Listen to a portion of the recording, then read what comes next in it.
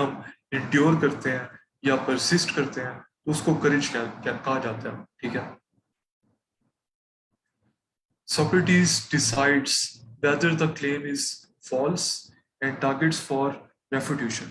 ठीक है, अब सोक्रेटिस ये डिसाइड करता है कि क्या ये जो बात की गई है, क्या ये जो क्लेम है, क्या ये सही है या गलत है। ठीक है, और अगर गलत है तो फिर उसको वो फिर रिफ्यूट करने की कोशिश करता है। ठीक है, तो पहला ये स्टेप हो गया कि स्टेटिंग द हाइपोथेसिस, जो बात है, जो ओपिनियन है, उसको स्टेट कर दे कि ये वाली बात अंडर कंसिडरेशन है। ठीक है, जैसे इस केस में वो बात है courage is endurance of the soul, ये बात अंडर एग्जामिनेशन है। तो सबसे पहले एग्जामिनेशन से पहले उसको क्लियरली स्टेट करना जरूरी है कि कौन सी बात हम एग्जामिन कर रहे हैं। तो पहला स्टेप यही है, स्टेटिंग द हाइपोथेसिस। ठीक है, उसके बाद दूसरा स्टेप है जनरेटिंग फर्दर प्रेमिसेस। तो उस बात से जो और बातें इंप्लाई होती हैं, ठीक है, अब उनकी बात होगी कि बात से बात मतलब और क्या इससे निकलती है, ये क्या इंप्लाई करता है। ठीक है, Socrates secures is interlocutor. Interlocutor उसके आप कन्वर्सेशनल पार्टनर समझ लें। ठीक है, Socrates secures his conversational partners agreement to further premises. वो मजीद बातों के लिए उसकी वो एग्रीमेंट ले लेता है। ठीक है, for example courage is a fine thing and ignorant endurance is not a fine thing. अब देखिए असल जो बात थी courage is endurance of the soul, वहीं से ये दो बातें मजीद निकली। ठीक है, कि courage is a fine thing and ignorant endurance is not a fine thing. जो ओरिजिनली जो बात थी कि courage is endurance of the soul, उसको उसने एग्जामिन किया कि इसमें अच्छा करेज की बात हो रही है। उसने कहा courage courage is a fine thing, और फिर इंड्योरेंस की बात हो रही है, उसने कहा ignorant endurance is not a fine thing. ठीक है, तो ये कैसे। फिर तीसरा स्टेप आता है मेकिंग एक्सप्लिसिट द कॉन्ट्रडिक्शन। फिर जो उसमें कॉन्ट्रडिक्शन होती है उन बातों में जो फर्दर जनरेट हुई हैं, जो प्रेमिसेस जनरेट हुई हैं, वो उन कॉन्ट्रडिक्शंस को एक्सप्लिसिट करता है। ठीक है, Socrates then argues and the interlocutor agrees these further premises imply the contrary of the original thesis। ठीक है, सोक्रेटिस ये आर्ग्यू करता है और उसका जो इंटरलोक्यूटर है, जो कन्वर्सेशनल पार्टनर है, वो एग्री करता है कि ये जो हमने उस बात से मजीद जो बातें आगे अखज की हैं कि courage is a fine thing and ignorant endurance is not a fine thing. ठीक है, ये तो ये तो असल बात का कॉन्ट्रडिक्शन है। ठीक है, और ये बातें तो ये कहती हैं कि it leads to courage is not endurance of the soul. ठीक है, क्योंकि देखिए courage courage is a fine thing और ignorant endurance is not a fine thing. कि करेज या बहादुरी ये तो एक अच्छी चीज समझी जाती है ऑब्वियसली, लेकिन इग्नोरेंट इंड्योरेंस, अब इग्नोरेंट इंड्योरेंस की क्या एग्जांपल होगी कि अगर आप किसी इग्नोरेंट काम में, किसी गलत काम में आप परसिस्ट करें। फॉर एग्जांपल किसी की अगर ड्रग्स की हैबिट है तो वो उस हैबिट में परसिस्ट करे, उसमें इंड्योर करे। ठीक है, और वो उसको उस हैबिट को ना छोड़े बल्कि इंड्योर करता रहे, तो obviously that is not a fine thing. तो यहाँ पे यही बात हो रही है कि ignorant endurance is not a fine thing. अब courage is a fine thing जबकि ignorant endurance is not a fine thing. तो यहां से मैं ये पता चला कि courage is not endurance of the soul, क्योंकि एंड्योरेंस ऑफ द सोल तो गलत भी हो सकती है।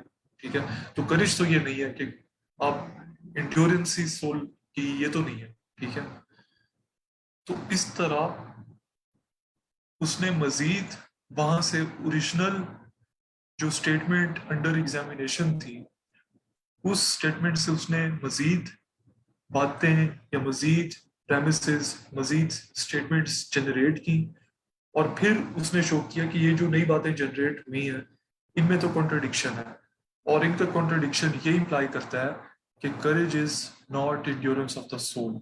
ठीक है, और ये देखें ये असल बात के बिल्कुल अपोजिट हो गई कि पहले था courage is endurance of the soul, अब ये बात आई कि courage is not endurance of the soul, ये बात साबित हो गई। ठीक है, उसके बाद चौथा स्टेप है हाइपोथेसिस सक्सेसफुली डिसप्रूवन, कि जो हाइपोथेसिस थी ओरिजिनली वो डिसप्रूव हो गई। ठीक है, कौन सी ओरिजिनल हाइपोथेसिस थी? वो थी courage is endurance of the soul, जो ऊपर ऊपर हमने देखी है। ठीक है, वो अब डिसप्रूव हो गई क्योंकि हमने उसकी बिल्कुल अपोजिट बात को हमने प्रूव कर दिया कि courage is not endurance of the soul, courage endurance of the soul नहीं है। ठीक है, Socrates then claims he has shown his interlocutor's thesis is false and its negation is true. ठीक है, सोक्रेटिस फिर ये क्लेम करता है कि आई हैव शोन कि मेरे जो कन्वर्सेशनल पार्टनर था या इंटरलोक्यूटर था, ठीक है, उसकी जो बात थी या उसकी जो थीसिस थी वो गलत थी, और उसकी जो निगेशन है या उसका जो बिल्कुल अपोजिट बात है कि courage is not endurance of the soul, that is true, its negation is true. ठीक हो गया। उसके बाद इसका पांचवा स्टेप ये है, a more refined hypothesis is now examined and the process repeated. अब एक ज्यादा रिफाइंड हाइपोथेसिस एग्जामिन की जाती है एंड द प्रोसेस रिपीटेड, और ये जो प्रोसेस है ये रिपीट किया जाता है। ठीक है, अब एक ज्यादा रिफाइंड हाइपोथेसिस या एक ज्यादा रिफाइंड बात क्या होगी इसमें? One such examination can lead to a new more refined examination of the concept being considered. ठीक है, तो उसकी ज्यादा मोर रिफाइंड एग्जामिनेशन की तरफ जाते हैं। In this case it invites an examination of the claim courage is wise endurance of the soul। ठीक है, अब वो कहते हैं कि ये तो बात प्रूव हो गई कि courage is not endurance of the soul, लेकिन क्या अब ये बात सही है कि courage is wise endurance of the soul? क्योंकि हमने ये तो शो किया कि courage ignorant endurance of the soul तो नहीं है, कि आप गलत काम में भी परसिस्ट करें तो वो इग्नोरेंट एंड्योरेंस है। लेकिन अगर आप किसी वाइज काम में परसिस्ट करें, फॉर एग्जाम्पल आप सीएसएस की तैयारी कर रहे हैं और आप इसमें परसिस्ट करें despite, for example first attempt में क्लियर नहीं होता, सेकंड अटेम्प्ट में क्लियर नहीं होता, इवेंचुअली आप परसिस्ट करते हैं। ठीक है, तो ये करेज, क्या ये करेज कहलाएगी जब आप वाइज वाइजली इंड्योर करते हैं किसी चीज में? Courage is wise endurance of the soul. अब ये जो बात आ गई कि courage is wise endurance of the soul, ठीक है, अब इस बात को दोबारा से वो एग्जामिन करेंगे, सेम स्टेप्स जो हमने देखे हैं, इन्हीं स्टेप्स के थ्रू वो दोबारा अब इस बात को एग्जामिन करेंगे कि courage is wise endurance of the soul, क्या ये बात सही है या गलत। ठीक है, तो ये है सोक्रेटिक मेथड्स के स्टेप्स जिनके थ्रू ये कोई भी स्टेटमेंट या ओपिनियंस दे वर एग्जामिन्ड। ठीक है, most Socratic inquiries consist of a series of examinations and typically end in puzzlement known as aporia। ठीक है, तो ये तो हमने एक एग्जामिनेशन देखा।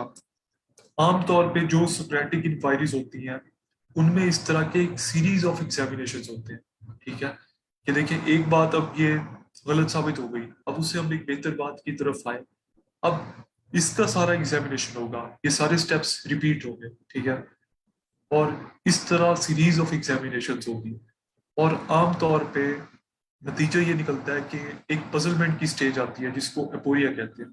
ठीक है, फॉर एग्जांपल इस केस में ये आ सकता है कि we don't know what courage is. ठीक है, तो एक पजलमेंट आ गई है, उसको कहते हैं एपोरिया। ठीक है, तो ये एक और फीचर है सोक्रेटिक मेथड की। उसके बाद इसकी कंटेम्परेरी रेलिवेंस क्या है?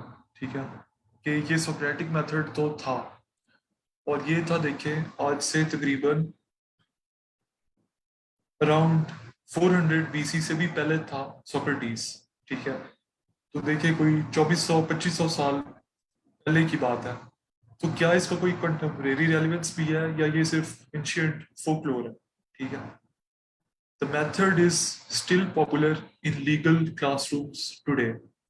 ये जो आपके लीगल क्लासरूम्स हैं यूएस में, यूरोप में, इवन पाकिस्तान में, पूरी दुनिया में, उनमें लीगल क्लासरूम्स में यही मेथड ही यूज किया जाता है।